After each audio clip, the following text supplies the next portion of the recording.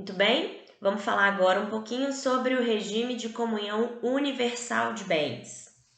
Nesse regime, nós teremos a comunhão de todos os bens adquiridos pelo casal antes e depois da celebração do casamento. Exatamente por isso, alguns doutrinadores chegam a falar na ideia de uma unicidade patrimonial, porque é todo o patrimônio que vai se comunicar. O que é seu é meu, o que é meu é seu. Haverá a comunicação de todo o patrimônio pretérito e futuro em relação ao casamento, inclusive das dívidas. O que não vai se comunicar está previsto num artigo destinado a falar sobre o regime de comunhão universal de bens, é um rol relativamente muito pequeno. Então vamos lá. Abram o código de vocês, por favor, no artigo 1667, cuja redação é a seguinte: o regime de comunhão universal importa a comunicação de todos os bens presentes e futuros dos cônjuges e suas dívidas passivas, com as exceções do artigo seguintes. Quais exceções são essas? 1668. São excluídos da comunhão os bens doados ou herdados com cláusula de incomunicabilidade e os subrogados em seu lugar. Aqui, pessoal, o que impede a comunicação é justamente a existência de uma cláusula de incomunicabilidade, ok? Porque senão esses bens comunicariam sim. É essa a principal diferença desse regime para o regime de comunhão parcial. Vejam só, no regime de comunhão parcial, nós temos a comunicação dos bens adquiridos onerosamente na constância do casamento, excluindo aí os bens recebidos a título de sucessão e a título de doação. No regime de comunhão universal, não. Nós temos a comunicação de todo o patrimônio se torna bem comum, ok? Inclusive aqueles recebidos por meio de sucessão ou doação. Nós vamos excluir apenas aqueles que têm uma cláusula de incomunicabilidade, beleza?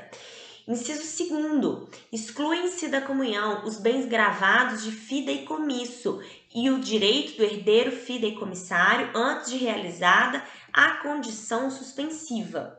Não se esqueçam, o que é fideicomisso? Fideicomisso é uma estipulação testamentária. O testador ele vai escolher uma pessoa que será herdeiro ou legatário, para que essa pessoa, após verificada uma determinada condição, transmita um determinado bem, um determinado patrimônio para um herdeiro ou para um legatário, ok? Exatamente por isso a gente fala em uma substituição testamentária. E nesse caso, obviamente, não haveria comunicação porque o bem não é desse cônjuge, né? Ele tem a incumbência de transferir. Inciso 3º, as dívidas anteriores ao casamento, salvo se provierem de despesas com seus aprestos ou reverterem em proveito comum. Então, via de regra, os débitos existentes antes do casamento, eles não vão se comunicar, a não ser que eles tenham sido adquiridos para que esse casamento viesse a ocorrer, ou se isso reverteu em proveito comum. E os bens referidos nos incisos 4 a 7 do 1659. Esses incisos são,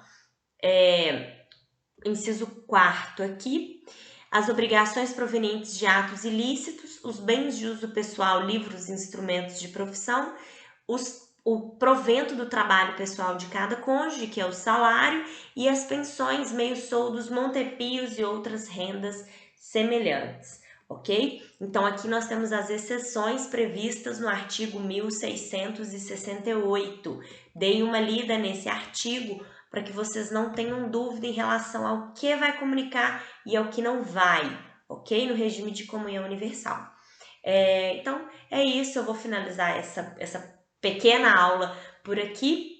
Me mandem as dúvidas todas por e-mail ou por WhatsApp. Eu estou deixando, lembrando a vocês, uma lista de perguntinhas no nosso documento, no arquivo que eu disponibilizei para vocês sobre a matéria, ok? Um grande abraço, pessoal!